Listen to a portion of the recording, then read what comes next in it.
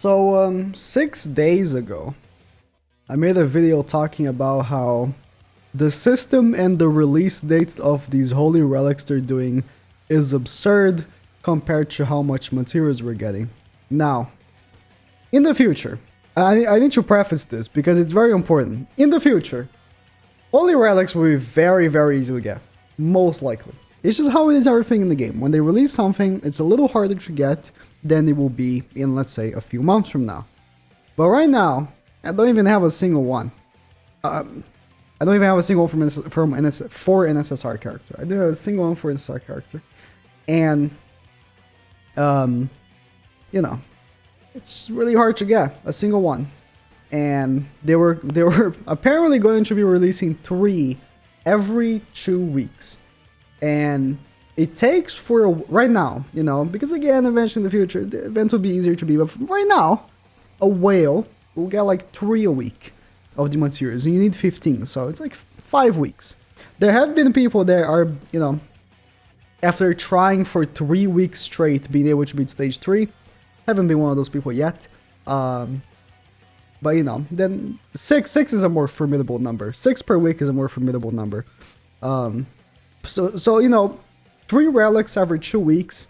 That's a need of 45. You don't need to get every relic, but you know, that's a lot. So what did they do? 6 days. A week ago was this, and now they're releasing 3 more. They will never stop. There's gonna be 3 every new week now. What? I'm very surprised because they're the only community. No, I don't want to say the only, but the 2 communities giving backlash are Korean and global. The only like backlash that the game is receiving is from Korea and global. The Japanese player base doesn't care. They buy everything they'll throw at them, right?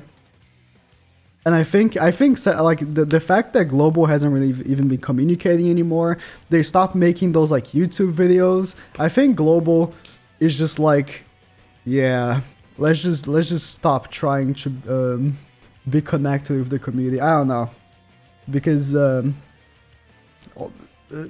Japanese will take whatever we throw at them. Just continue doing it. 3 new holy relics. The holy relics are for base ESCANOR. So last week, it's only a week ago, we got for the 1. The 1's holy relic had the power of ignoring 30% defense on the enemy that he attacks, obviously. And now for base ESCANOR, I already translated these. He, you know, in the beginning of the turn, or the first turn, he takes 50% of his defense stats and give defense stat, not like only the base defense, and give it to himself as attack. I think it's only the base defense. I hope so, because if it's defense related stats, he's getting some insane buffs. But no, it should be only yeah, 50% of defense. So whatever number it is, 50% of defense, give it to him as attack. That's actually kind of powerful. Base ESCANOR has no good units, basically. I mean, you know, you can throw in green ESCANOR, and you might win a match or so against a not very high-end player, right? But realistically, there's no good base ESCANOR, so these are just shoot. I'm not even that mad. These are just shoot-in. These are for characters that no one needs to get holy relics for. Like last patch, Mono was a very tempting holy relic. The 1 was a very tempting holy relic. But these 3, base ESCANOR has like no use in the game. Like whenever, you know, we get a new base ESCANOR, which we might get for Halloween apparently, supposedly, you know, that's cool. Then if he's good, he's gonna need some, you know, stat buffs. Then sure. But yeah, the second holy relic is for Marmus, and he might have one of the most OP powers ever, but it's Marmus. So his holy relic power is that in the beginning of the first turn, he gets 5 ultimate gauge. That's his holy relic. But Marmus's ultimate, right? as I recall, doesn't even do damage. It just decreases defense related stats by 60% for 3 turns. So it's like it's gonna be funny in PvP. You have, but I don't know how it's gonna work. Like I think you're gonna get the 5 ultimate gauge in the first turn, but you're only really gonna get the ultimate in the second one, right? Because you get your 7 cards, unless your 7th card is Marmus's ultimate, then this is kind of pointless, right? But low key, if your 7th card can be Marmus's ultimate, it would be kind of nice. You ult with Marmus and then you instantaneously pound them with the 1 cards. That'd be funny. Plus you ignore 30% of the defense, you're already lowering by 60%. They have like no defense stats. But anyway, Marmus. I'm assuming you only get a second turn because you get your 7 cards and then you get a, open space for the ultimate in the following turn. And the third Holy Relic is for base Arthur, not Excalibur Arthur, base Arthur. Very important, because if this was for base Arthur, it would be so much better. But, of course, I like that it's base Arthur because it's not tempting. These 3 are very harmless Holy Relics.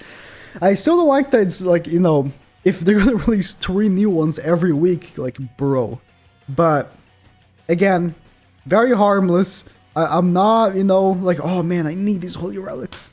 But in the beginning of the match, for 1 turn, lowers all enemies' defense-related stats by 20%. It's not really that... I think this is a very weak one. Only for the fact that it only lasts the first turn. In a lot of teams, you want to build up a little bit. Maybe 3rd, 4th turn is when you're like you're full strength, right? Or if not full strength, like close to it enough that you want to, use your firepower. Margaret, Gringalfer, those are units that you need a little bit of build up. This Arthur Holy Relic effect kind of sucks. But the base Escanor is very, like, if not for the fact that base Escanor is a character that, is very outdated, has very bad stats, this would be phenomenal, but 3 new Holy Relics, and the guys know my stance on Holy Relics. I hate it right now, right? But I know, I tell myself, I know in the future they're going to be easier to get. You're not going to be, dying to be able to get one. But Tower of Disaster also returns. I already had it open.